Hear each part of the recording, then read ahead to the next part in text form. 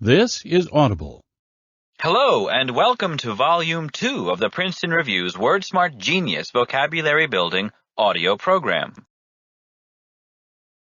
For the next 4 hours, we're going to introduce you to a host of interesting, erudite, and exciting words. There's a lot to cover, so let's not waste another minute.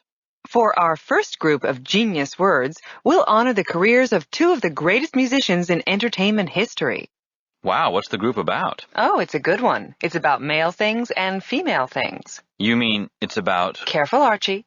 I was only going to say, you mean it's about words describing typically male characteristics and typically female characteristics? Yes, that's it. Typically or stereotypically. So whom are we honoring? Why, none other than Captain and Tennille, of course. Of course! Okay, you be the captain and I'll be Tony Tennille, and together we'll cover the words that relate to male and female things. Together as in love will keep us? That's right, baby. Let's begin with the captain words. Since you're the big man around here, why don't you get us started? You mock me, no? You think that just because I'm a sensitive, vulnerable man of peace that I'm incapable of roistering with the best of them? Oh, no, honey. I've seen you roister, and I can safely say yours is among the very best macho swaggers I've ever seen. There is little that can compare with the sight of you tossing back a brew, cussing a blue streak, scratching yourself, and twirling your gun on your finger. That's me, all right. The Roister King. I and John, Ron, and Charlton used to love to get together after a long day of ultra-masculine behavior such as roping cows, promoting senseless gun violence, and conquering Eastern Europe for a big old night of manly roistering. To roister is to swagger in a boisterous way. Guys like to roister in front of each other because it makes them feel more secure. Football games are good places for guys to roister together. Football games are not good places for panty waists. I know you didn't just say panty waist. Yes, I did. You won't find a panty waist roistering. What the devil is a panty waist? Well, technically, it's a kind of diaper for girls, but usually you'll hear it used to mean girly boy, wuss, or pansy. You don't often hear it used to describe girls. Archie, that is just horrible. How can you say that? Hey, I didn't invent the word for bloopy's sake, nor would I ever use it. People in glass houses and all. I'm just here to explain what it means. That way, if one of our listeners should come across it in their travels, they'll know what panty waist means. Well, okay, I guess. But still, I think we should stay away from words that are so mean, especially ones like panty waist that are so misogynistic. How is panty waist hateful of women? It's almost always used to make fun of boys. But that's exactly why. In our culture, it seems the fastest way to insult a man is to compare him in some way to a woman, as if the worst thing a guy could be is feminine in some way. That's why it's misogynistic. Which means hateful of women. That's right. You can see the mis at the beginning as in misanthropic, which means hateful of all mankind. And in the middle there, you can see the GYN that shows up in lots of words that relate to women or things female. Well, I sure am sorry about having brought up panty waist, and I assure you that I am no misogynist. I might be a bit of a roue, but it has less than zero to do with a fear or dislike of women. What's a roue? Why, a roue is a rake, a scoundrel, a man who takes advantage. It sounds a little weird, but that's because it's French. Uh-oh. That's right. It's from the French rouer, which means to break on the rack or wheel, which is what the French thought should be done to the men who seduced and used women for their own pleasure. Now I bet they roue the day. Nice try, Miss Flytrap, but in English, roue is a noun, not a verb. I know, Archie. I was making a joke. Oh, sorry. Well, anyway, that's what a roue is. A cad, a sexual predator of sorts, although there's a definite odor of romance about the roue that implies that he who succumbs to the charms of the roue might well have had it coming. Oh, no, you didn't. You know as well as I do that no means no. Agreed, but you shouldn't confuse a roue with, say, a rapist. There's a difference, after all, between a scoundrel and a criminal. So a roue is sort of a satyr. That would depend on what a satyr is. Oh, well, a satyr was originally a mythical creature. He lived in woods and was easily identified by his human upper body and his goat legs. Goat legs? That's right. The satyr was half man, half goat, and was infamous for his sexual appetite, which is probably because goats are known for the enthusiasm, flamboyance, and aggressiveness of their sex play. Aha! I wasn't aware of the way in which goats have sex. No, I thought it was well known. That's why the word satyr is often substituted for lech. But lots of animals have sex in the open. Why single out goat sex? Well, if you have to ask, just go watch some goats going at it and you'll see. How have we managed to sink so low in such short order? I don't know, Arch. Maybe we should just skip this discussion and move on. What's the next word? Moil. Oy. Sorry. I think this whole group is going to be a little, dicey. Oh, Archie. Well, that's sort of the definition of moil, is it not? Moil, which is spelled M-O-H-E-L, is really a Yiddish word which has come into common usage in English. It's what you call the man who performs the circumcision in the Jewish ceremony called a bris. What if you're not Jewish? Then you don't need a moil. You just need someone with a steady hand and a good sense of humor, preferably a doctor. Is a moil a rabbi? Nope, not necessarily. He's actually a representative of the father who, according to tradition, is really the one who's supposed to circumcise his own son, as Abraham did. Yikes. Let's talk about this next word, incubus. Amen. Let's see, just what is an incubus? Oh, here we go. An incubus is an evil male spirit who has sex with women while they sleep. Very nice. Sounds a lot like succubus. Well, in fact, it appears that they are very similar. Only as the words suggest, a succubus is an evil female spirit who has sex with men while they sleep. The male spirit is an incubus and the female is a succubus. Let's leave incubus and look at the last word from the captain half of Captain and Tennille, which would be Nimrod. Nimrod. Is this right? I thought a Nimrod was an idiot or a moron. Well, yes, in the parlance of certain vernacular contexts, a Nimrod is a fool, but in truth, Nimrod was the name of Noah's, the Ark Noah, his great-grandson. He was world-famous as a mighty hunter. So if I want to say you're a great dancer, then I compare you to Fred Astaire. But when I want to show how great a hunter you are, you big manly man you, I compare you to Nimrod. That would be correct. Well, okay, but I gotta say, it just doesn't sound that great. Wow, you hit that helpless deer from 400 feet with your armor-piercing bullets. You're a regular Nimrod. I can't help but think that it sounds like I'm trying to be ironic. Well, that may be, but the truth is, to be called Nimrod is, for the hunter, a great compliment. So I'll take it. But you're not a hunter. So I guess I'm not a Nimrod. Whatever you say.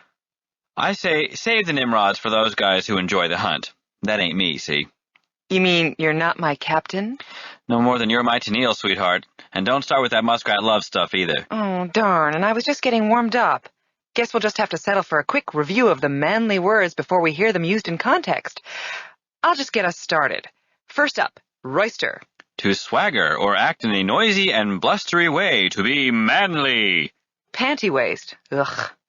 A word which is used to describe a guy who is not behaving in a manly way. Okay, next word. Misogynist. One who fears or loathes women or womankind. Not good, not manly. True enough. Roue. A cad, a scoundrel, a rake or mountebank. Satyr. Half man, half goat from Greek mythology, now used to describe a lech or otherwise oversexed manly man. Moil. The guy who circumcised his baby boys during the Jewish religious ceremony known as a bris. Incubus. An evil male spirit who ravages women in their sleep. I recommend using it figuratively. And finally, Nimrod. Nimrod was Noah's great-grandson who was a great hunter. Love will keep us together, Archie. Those are all the manly words. Let's hear them used in context now so we can really get a feel for how they function in the real world. Let's head down to the forest and meet Larry the lumberjack. Hello, friend. Pull up a stump. I cut this one myself, I did. Have a beer. No need to bother with a bottle opener, just use your teeth. Or are you one of those little panty waists who can't do so much as sharpen his own pencil? 'Cause if you are, well then, there you are. Have a few. Then we'll go out roistering, just the two of us. I enjoy a good swagger now and then, I do. Nothing gets me going like a pint of stout, a full moon, and a good friend. Tell me, are you a good friend? Or are you some kind of evil incubus, come here to have your way with me once I'm drunk and dreamy in my tent? Well, we'll soon see, I guess. Drink up. More. Settle in and I'll tell you of my youth, when I was a strapping young roue who'd have any girl he wanted. Oh, they were putty in my soft young hands. Oh, how they fell for me, only to have their dainty hearts broken. You might think of me as a misogynist for how I hurt them, but I wasn't. I just didn't want all them girly girls hanging around me and my big blue axe. I've always preferred the company of men. So drink. When I got older, there were ladies of the evening. I was a veritable satyr. I could go all night. Keep drinking, lad. I'd spot me a gal of a darker persuasion and then hunt her down like Nimrod in the forest primeval, I did. Drink, you. We'll be heading off to sleep soon, I think. In the tent, for it'll be a frosty night. And tomorrow's a busy day.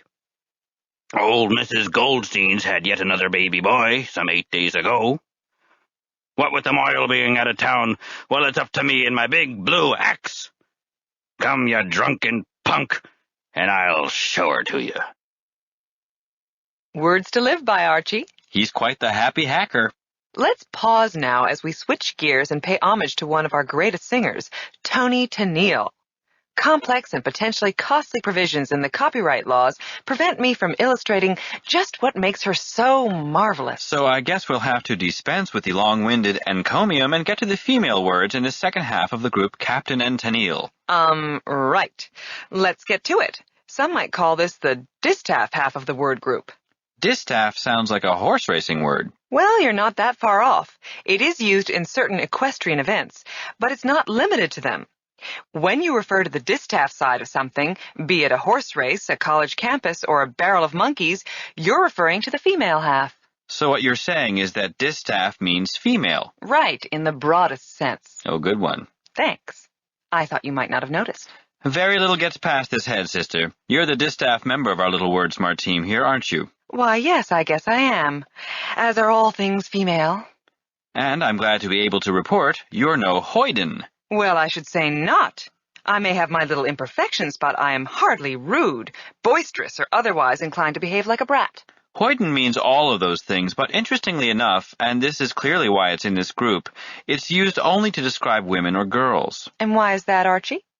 Well, Veronica, hoyden implies that the girl or woman is behaving like a boy, to be frank. So once again, the worst thing a person can do, at least according to the way in which much of our language is built, is act like a member of the opposite sex. I'm afraid so, Veronica. And even though many of the mores that gave rise to this simple fact have changed over time, and expectations for each gender group are perhaps less strict than they once were, you still might want to consider not wearing that jockstrap. You imagine that people will consider me a hoyden for wearing it? Well, yes, it's boyish. At the very least, it gives you a kind of epicene quality that might make some people a tad uncomfortable. Epicene? Yeah, epicene. It means having qualities of both masculine and feminine. It's generally a less favorable description when applied to a guy, though. In other words, as bad as it might be for a woman to exhibit male characteristics, it's a lot worse for a guy to exhibit feminine ones. Precisely. We keep running into this issue, Archie. So we do, V. It would seem that the very fabric of our language is shot through with a tangible anxiety about gender roles and an almost desperate sense that men and women are in constant danger of violating some fundamental fiat that they observe with the strictest compliance, certain respective codes of dress and behavior without which we might fail to be able to tell them apart. Indeed. Things that are epicene can still, even in this day and age, cause people to get angry or even violent. And yet, in many cases, an epicene quality can be very beautiful, even valuable and sought after. Yeah. It's too bad we can be so narrow-minded sometimes, as if the differences between the captain and his wife weren't practically self-evident. As if we could ever not know the difference. Amen. I dare say if I came marching in here in a dress, wearing makeup, and sporting even the finest merkin in town, you'd still know I was a manly man. I dare say. I dare indeed. But Archie, what's a merkin? It's a wig for your private parts. Oh, no, he didn't. He didn't just say that a merkin is a wig for my private parts. Yes, he did. What's the big deal? We all need a little help now and then. I guess I just didn't want to have that image in my head, that's all. I mean, who in the world would need a merkin anyway? I'm sure I don't know. It's just a word after all. I suppose there are many good and reasonable explanations for why one would wear a merkin. Perhaps it's a medical situation or a cultural one. Or maybe it's just the latest fashion trend. Now, Veronica, no need to get all antsy in your pantsies. Let's leave merkin and talk about another Toni Tennille word, Then maybe we can shop around. Good idea. I'll take fecund for 1,000. Good one. Here's an example. For Vincent, the appeal of downtown was clear. He was young and energetic, and the many late-night hotspots would prove a fecund training ground for his many burgeoning impulses. Less insane. Anna was fecund indeed. In 17 years, she'd had over 15 kids. Fecund means fertile or able to bear fruit. It's often applied to women as it implies a yielding up of one's bounty. A woman can be fecund, a field can be fecund, or even a situation can be fecund if it promises to bear fruit. But in general, one doesn't apply the word fecund to men, as they are not traditionally the bearers of fruit. That said, I'll move us along to the next word, toothsome. I'm guessing that it doesn't mean what it sounds as if it means. You're guessing correctly, although the sound of the word can help you remember what it means. If something is toothsome, it's tasty or pleasant, but 9 times out of 10, toothsome has a sexual connotation. As in, Miranda over there is a toothsome individual. Exactly. So while the allure of the State House was a toothsome prospect for the young politician, it was not in the end more so than was one particular young woman, whose feminine charms and inability to keep a secret would ultimately have to be enough. I see, said the blind man. I remember toothsome because if I find something to be toothsome, that is to say tasty and attractive, then I want to sink my teeth into it. And like so many of the words we've looked at in this group, toothsome is generally applied to women only. Like minx, for example. I don't wear fur. No, not mink. Minx. M-I-N-X. What's a minx? As if you didn't know. A minx is a flirtatious girl. So why not just call me a flirt? Because minx has a different nuance to it. It implies a kind of cat-like sophistication that flirt doesn't have. There's a saucy, sassy, sexy quality to the word minx, as if the girl is doing more than just flirting. But less than seducing. Right. There's a playful kind of aggressiveness to being a minx that can't really be summed up in any other word. Have you ever heard the riddle of the minx? Nope. Have you ever heard the word ailurophile? Nope. What's it mean? Well, we know it has to do with liking or loving something because it ends with the suffix phile, as in francophile, necrophile, and all the other philes. So what kind of phile is an ailurophile? A cat lover. Like my neighbor upstairs. She has 30 cats in her one-bedroom apartment, so she must be a real ailurophile's ailurophile. No, she would be a real loon's loon. And that pretty much wraps up the Tony to Neil, or female half of the words from this group. I think it's safe to move on now. First, we'll have a quick review of the words we just learned. I'll give the words, Archie, and you give the definition. Agreed. Start. Distaff. Female, pertaining to women. Hoyden. A brutish, ill-mannered girl, a tomboy. Epicene. Having qualities of both genders. Merkin. A pubic wig. Fecund. Fertile. Toothsome. Tasty, pleasant, or attractive. Minx. A saucy, flirtatious girl or woman. Ailurophile. A cat lover. That's it. That's good. Now let's meet a gal who can pull them all together into one coherent group. She's a childhood hero of mine, a woman I wasn't sure we'd be able to convince to speak, but who eventually agreed when I told her how much she meant to me growing up. This ought to be good. My best favorite role model. Oh, yeah. My 9th grade gym teacher, Marcia Spitz. Woohoo!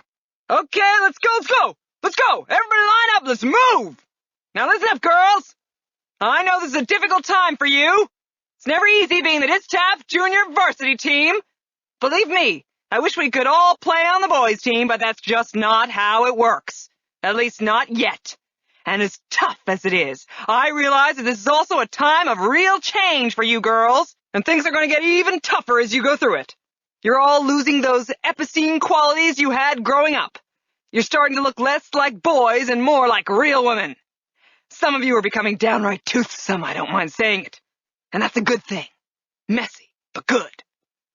And I want to encourage you to embrace these changes. I know that almost everyone looks forward to that time when a young female athlete ceases to be a hoyden and becomes a lovely young woman.